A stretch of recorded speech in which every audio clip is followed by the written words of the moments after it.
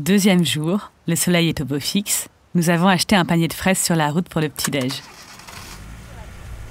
Nous l'avons déjà boulotté en entier durant le trajet pour aller rencontrer Philippe Pélaton, vigneron à Laudun, dans le Gard, sur la rive droite du Rhône.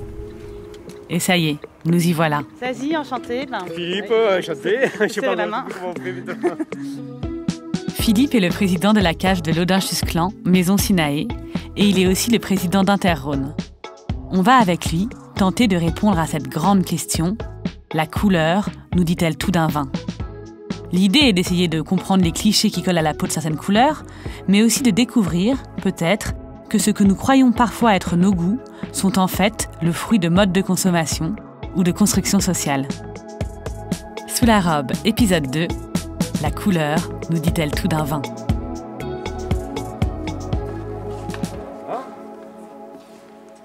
Donc Philippe Pélaton, je suis viticulteur dans les Côtes-du-Rhône, sur la commune de Laudun, dans le département du Gard, donc sur l'aire d'appellation Côtes-du-Rhône. Je suis président de la cave coopérative du village depuis bientôt 20 ans. Donc, cette cave coopérative qui s'appelait la cave des vignerons de Laudun, qui a fusionné avec sa voisine des vignerons de Chusclan. Donc on a formé une entité qui s'appelle la société coopérative Laudun-Chusclan Vignerons et qui a arboré un nouveau nom il y a 3 ans maintenant autour de Maison Sinaé. Voilà. Donc c'est une grosse cave en fait de 200 coopérateurs. Est-ce que déjà, juste pour commencer, vous pouvez nous rappeler ce qu'est une cave coopérative? C'est le rassemblement de plusieurs viticulteurs qui, à un moment de leur vie ou de leur histoire, en fait, se sont fédérés pour bâtir un outil de vinification et de commercialisation de leur vin. Donc la cave de Laudun date de 1925. On est dans la partie historique. Ça s'appelle le fer à cheval, donc c'est la forme de fer à cheval. Toutes les caves des Côtes-du-Rhône sont bâties à peu près sur le même modèle. Et donc à cette époque-là, des viticulteurs se sont fédérés, ont construit ces murs, ces cuves, ont apporté leurs raisins au sein de la cave, les ont vinifiés et les ont vendus par la suite. C'est l'histoire après du développement de la viticulture. Au début, il devait y avoir quelques centaines d'hectolitres produits. Aujourd'hui, Maison Sinaé, c'est 130 000 hectolitres. Donc c'est la première cave coopérative des Côtes-du-Rhône aujourd'hui. Donc là, on continue à avancer. Donc là, on traverse le site de Laudun. Donc on va rentrer dans la partie chai de vinification des vins blancs. Parce que Philippe, vous me disiez que vous avez donc 200 vignerons qui sont dans la coopérative. Oui. Est-ce que vous pouvez me rappeler un peu les différents vins que vous faites, les différents terroirs et parcelles que vous avez? Alors sur la cave coopérative, on va avoir 4 niveaux d'appellation ou d'indications géographiques. On appelle ça, le terme consacré, ce sont les indications géographiques. Donc on va avoir le premier niveau avec de l'IGP, donc indication géographique protégée, IGP Pays d'Oc, IGP Pays du Gard. On va monter sur ce qui constitue vraiment le cœur de la cave, qui est l'appellation Côtes-du-Rhône. Aujourd'hui, on produit autour de 100 000 hectares de Côtes-du-Rhône sur la cave. Puis après, on va monter dans des niveaux de Côtes-du-Rhône village avec les noms des communes. Donc Côtes-du-Rhône village Laudun, Côtes-du-Rhône village Chusclan, et au-dessus les crus, notamment l'Irak. Donc voilà, on a ces 4 grandes catégories pour nous. Et à l'intérieur de chaque catégorie, vous retrouvez les 3 couleurs. Il y a du blanc, du rouge et du rosé. Généralement, les consommateurs imaginent plutôt les Côtes-du-Rhône comme une terre de rouge. Ce qui n'est pas faux en réalité, parce que c'est quand même, je crois, un peu moins de 85% la production de rouge. Mais quand même, vous dites que vous faites aussi du blanc, du rosé. Oui. Alors bien sûr, quand on regarde les Côtes-du-Rhône, ou qu'on connaît les Côtes-du-Rhône, ou qu'on croit les connaître, parce que voilà, il faut aussi venir à notre rencontre, effectivement, de suite, on a Côtes-du-Rhône égale vin rouge. Vous avez raison. Alors aujourd'hui, ce chiffre s'est un peu dégradé et on est à 76% de vin rouge. Le rosé a augmenté ces dernières années et le blanc aussi a augmenté. Mais il reste 17% de rosé, 7% de blanc. Donc ça, ce sont des choses qui sont existantes, présentes, qui augmentent doucement. Aujourd'hui, il faut qu'on se pose des questions parce que dans le Côtes-du-Rhône est beaucoup consommé en France. 65% en fait, des volumes sont consommés en France. Et on se trouve à être avec une légère déconsommation des vins rouges en France. C'est les modes de consommation, c'est une consommation qui séduit peut-être un peu moins les jeunes. Donc on a un gros travail de repositionnement sur les couleurs des Côtes-du-Rhône, avec 2 ambitions marquées qui sont effectivement de développer les rosés et surtout d'avoir un travail de fond sur les blancs. Donc aujourd'hui les blancs sont... on n'inversera pas les proportions, mais l'idée est de monter à minima à 15% de blanc assez rapidement. Le rosé certainement autour de 20-25%. Donc de rééquilibrer un peu ce triptyque qui est très tourné vers les rouges. Et ça, comment on fait? Parce que vous dites on rééquilibre, mais a priori on se dit, il y a des vignes, elles sont plantées, c'est des cépages rouges majoritairement. Comment ça se passe concrètement au sein d'une AOP, ces décisions-là? Alors, il y a plusieurs intervenants. Chacun, il va de son impulsion. Côté interprofessionnel, le but pour nous, à Interron, est d'informer l'ensemble des structures, qu'elles soient coopératives, les vignerons, bien sûr, de ce que représente le marché du blanc. Aujourd'hui, c'est un marché important. 50% des volumes à l'export sont des blancs. Donc, on voit ce marché assez important à les capter. Donc, le but pour nous est d'avoir ces analyses de marché, regarder les pays où il faut aller, regarder les profils de vin qu'il faut générer, pour pouvoir redescendre avec une information structurée auprès d'un organisme qui s'appelle le syndicat, l'ODG Côtes-du-Rhône, qui est le syndicat d'appellation de l'appellation, qui lui peut, dans son cahier des charges, donner une impulsion sur les blancs, et surtout, nous, Interron, auprès des metteurs en marché, qu'ils soient négociants ou vignerons, caves coopératives, leur disant: vous devriez regarder ça, vous allez voir, c'est le marché d'avenir pour nous, on a des terroirs qui s'y prêtent, vous devriez planter des blancs, et planter des blancs comme ci, comme ça, pour les vinifier comme ci, comme ça. Voilà, donc c'est comme ça qu'on apporte la bonne parole. Vous avez raison, c'est un peu plus long, parce que comme on a des vignes qui font du rouge, il faut arracher les raisins rouges pour mettre des raisins blancs. Et bon, donc les choses se font aussi. L'intérêt sur les Côtes-du-Rhône blanc, c'est qu'on a beaucoup de cépages. Dans le cahier des charges, il y en a 8 aujourd'hui, ce qui permet en fait à chacun de pouvoir un petit peu picorer et utiliser le cépage blanc qui correspond à son terroir, parce que l'aire d'appellation elle est grande. Et donc en fonction des zones plus ou moins profondes, plus ou moins séchantes, on va pouvoir choisir un cépage blanc, un ou plusieurs, parce qu'il faut assembler, mais qui vont bien correspondre au terroir et à l'envie du vigneron. Dans cet épisode, on se pose la question un peu de savoir si la couleur nous dit tout d'un vin. Donc là, c'est bien parce que vous nous dites justement qu'il y a aussi des politiques qui sont un peu au-dessus de tout ça, qui vont aussi guider, en fait, ou en tout cas suivre le goût des consommateurs. Et il y a aussi peut-être des a priori qu'on peut avoir sur certaines couleurs. C'est-à-dire, par exemple, on imagine tous les rouges des Côtes-du-Rhône. Là, je fais vraiment les clichés. Très alcooleux, un peu lourd. On peut imaginer les blancs vraiment... voilà, on est au sud des Côtes-du-Rhône, donc très ensoleillés. Les rosés, on a peut-être l'image toujours du Tavel, qui est le rosé presque rouge, qui n'est pas forcément celui que consomment le plus les Français en ce moment en termes de couleur, où ils aiment bien les rosés très clairs. Ce que je vais dire, c'est que dans le vin, il ne faut pas s'arrêter au cliché.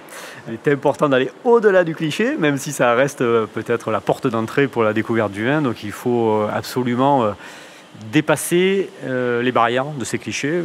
La couleur, effectivement, peut être une barrière. Est-ce que la couleur nous dit tout ?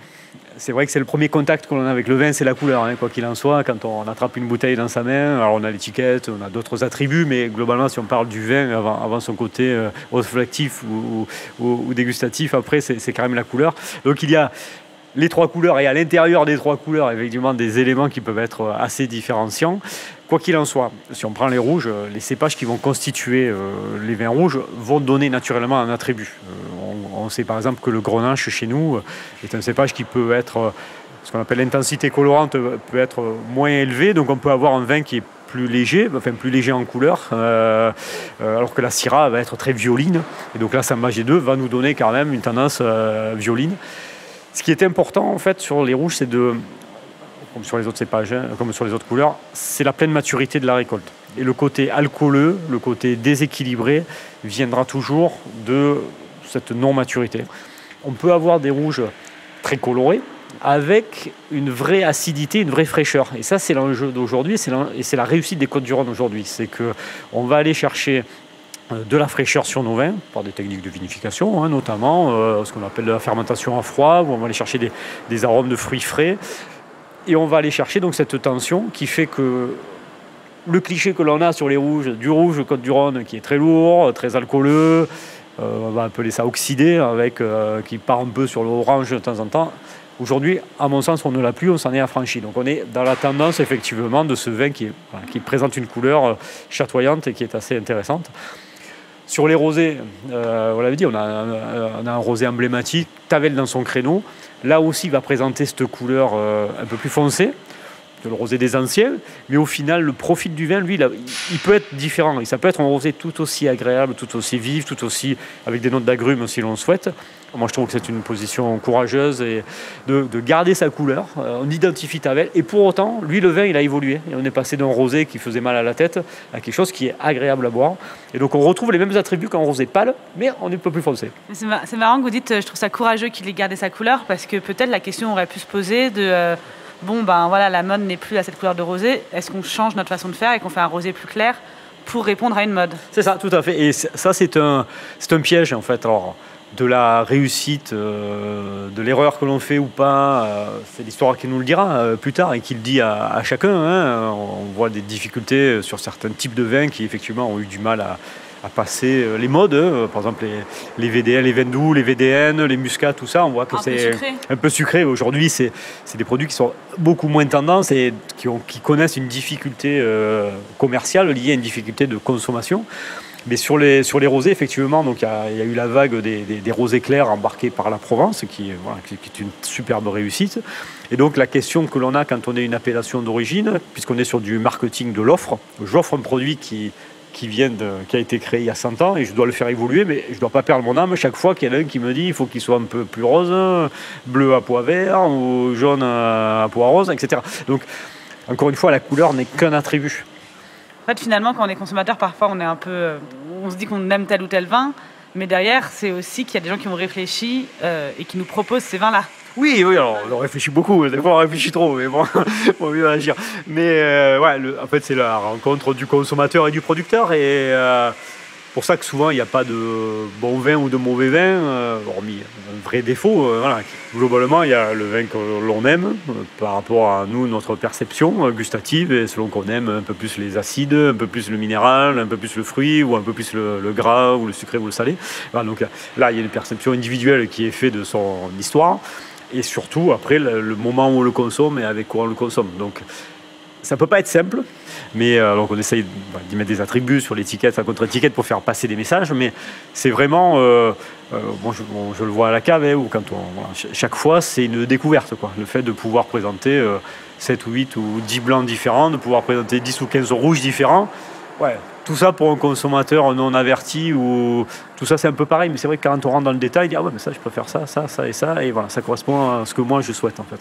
Et justement, j'avais un peu envie là, avec cette discussion, qu'on fasse un espèce de petit jeu, qu'on aille dans votre caveau, qu'on prenne un rouge, un blanc, un rosé, enfin que vous, si vous avez des choses pour cacher les bouteilles, et qu'on goûte sans savoir la couleur qu'on est en train de goûter. D'accord. Vous, dans l'idée, ce serait de prendre peut-être justement des vins où on ne s'attend justement pas à ce que le goût et la couleur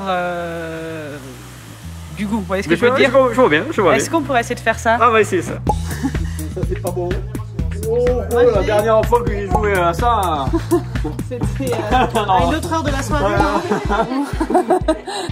Donc là, pour raconter un peu aux éditeurs, on a tous les trois avec les yeux bandés, avec Philippe, Solin et moi. Et on va goûter 3 vins de 3 couleurs différentes normalement et essayer de deviner quelle couleur c'est. Il ne faut pas tricher quand on déguste, parce qu'on peut... Et on n'a pas le droit d'enlever notre bandeau. Pas le droit d'enlever le masque. Je surveille. Voilà. On va... un peu, hein. C'est parti. Allez, je commence à vous servir le premier vin. Ok. Moi, à l'oreille, je dirais que c'est du blanc. Au nez, je dirais que c'est clairement pas un rouge. Je dirais que c'est blanc. C'est pas un rouge, on est d'accord. Est-ce que vous l'avez goûté ou pas? Pas encore, là on est sur le nez. Donc on est tous d'accord que c'est pas le rouge. Hein. Bon bah on goûte ou pas? Moi je continue sur le rosé. Je trouve qu'il y a du gras. Hein, c'est vif, c'est pas sucré du tout. Non, pas du tout, non. Belle petite acidité. Ouais.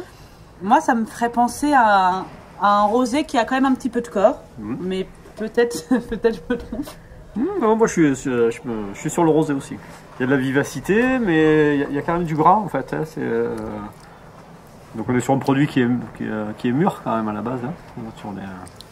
Est-ce qu'on essaye le deuxième? Allez, on essaye le deuxième. Après, Philippe, vous avez quand même un avantage sur nous, c'est qu'a priori vous connaissez mieux vos vins. D'accord, mais... Moi j'ai l'impression que c'est un rouge là. Rouge avec arôme de fruits rouges d'ailleurs. Là il y a du corps, il y a de la puissance. Mais assez, J'allais dire aguicheur. Ça, c'est pas même féminin pourtant. Ah bah, ça sera un autre sujet. Justement. Qu'est-ce que vous en pensez, Philippe, là? Oui, moi aussi au nez, on retrouve des fruits rouges. Donc je pense que c'est un rouge, il n'y a pas de... En bouche, il y a carrément quand même une matière qui est là, qui se pose. On trouve la présence de tanin, c'est soyeux quand même, ça glisse bien. Ouais, il se pose, mais il s'attarde pas non plus, quoi. C'est pas un lourd d'eau. C'est l'envie de... Pourtant, c'est du rouge. Le gros lourd de la soirée, non, pas ça non plus. Donc là, on est tous d'accord pour dire que c'est le rouge. Ouais, je pense que c'est le rouge. Ouais, sans trop de doute. Est-ce qu'on goûte le blanc, du coup? Ah bah, on va goûter, on va voir la différence. Ou le rosé, pardon. Très sûr de Pour toi. le dernier, vous pouvez pas savoir. Ah. Moi, quand même, en bouche, j'ai l'impression que c'est plus un blanc parce qu'il a ce petit truc qui prend le côté de la bouche, un peu une petite amertume qu'on a moins dans un rosé. Oui, moi je pense que c'est plus vif aussi. Alors, est-ce que tout le monde est OK pour dire rosé, rouge, blanc ou pas forcément? Ouais, sans trop de contradiction, ouais. Et vous, Philippe? Rosé, rouge, blanc aussi, ici. Est-ce qu'on enlève notre... On enlève notre masque. Le mastermind du... Oui! Gagné! On a Bravo, gagné! on a gagné. Mais entre le rosé, alors le rouge c'est bien sûr difficile d'avoir un rouge qui ressemble à un rosé ou qui ressemble à un blanc. Je pense que gustativement sur les Côtes-du-Rhône on a quand même ce sont de fruits et en bouche, mais entre le rosé et le blanc c'était pas évident quand même. Du coup notre question c'était est-ce que la couleur dit tout d'un vin? Bon quand même on avait envie de répondre non, mais quand même elle dit un peu de choses quoi. Ah oui, elle dit un peu, si elle dit un peu. Et justement vous avez fait la blague tout à l'heure Philippe en disant bon, c'est aguicheur pourtant. Qu'est-ce que vous avez dit? J'ai oublié, ma mémoire a oublié. C'est pas une femme, ouais, c'est ça. Ouais. Bon, et il y a aussi dans cette idée de couleur, je trouve, parfois on va avoir un peu selon moi, clichés de se dire ah ben le rosé c'est pour les femmes, ou bien elles préfèrent les vins un peu sucrés ou un peu fruités, les rouges un peu forts c'est pour les hommes. Il y a aussi forcément une construction sociale et culturelle autour de ce qu'on imagine aimer boire ou non. Oui. Ça, est-ce que c'est quelque chose que vous remarquez? Alors forcément on le remarque, moi je trouve qu'on le remarque de moins en moins, même si, parce qu'on va quand même pas se mentir, il y a quand même des grandes tendances effectivement. D'abord les rouges très charpentés, exacerbés en tanin aujourd'hui, bon, qu'on soit un homme ou une femme aujourd'hui c'est pas dans l'air du temps, donc c'est vrai qu'on va chercher de la buvabilité sur l'ensemble des couleurs, quelque chose qui est agréable à boire, qui passe bien, qui donne envie d'y revenir.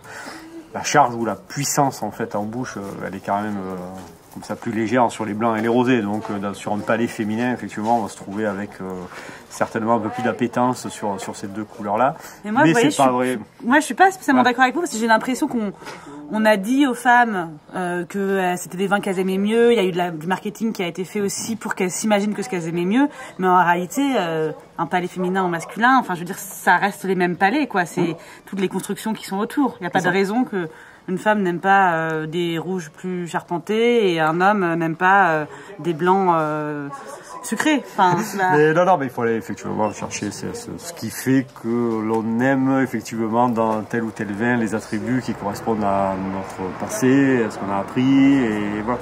Mais encore une fois, je pense que c'est vraiment le moment de consommation et l'accompagnement que l'on y met. En fait, voilà. Les saisons même aussi. Oui, complètement.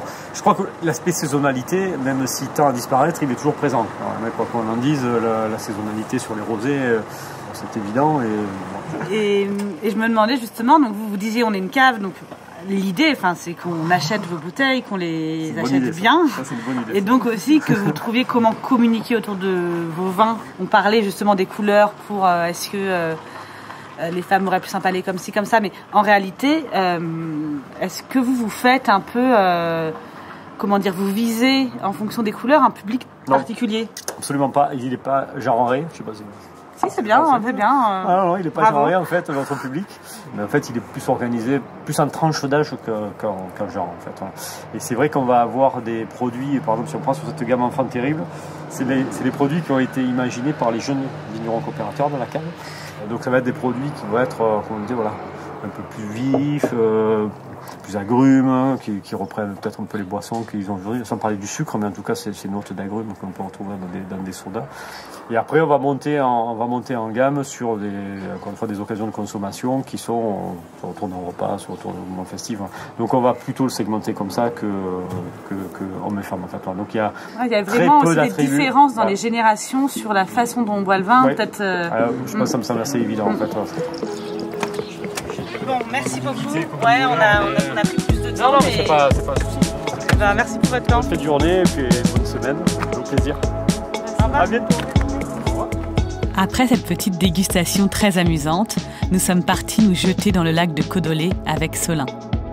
Une fois bien fraîche, nous nous sommes dit que comprendre et déconstruire la façon dont nous goûtons les aliments et les boissons, eh bien c'était vraiment passionnant. Et cela tombe bien, car c'est ce que nous allons continuer à faire dans l'épisode suivant avec la superbe vigneronne Julie Kersten, à qui nous demanderons si le vin a un genre. À vite, et n'oubliez pas, l'abus d'alcool est dangereux pour la santé, consommez bon, mais avec modération.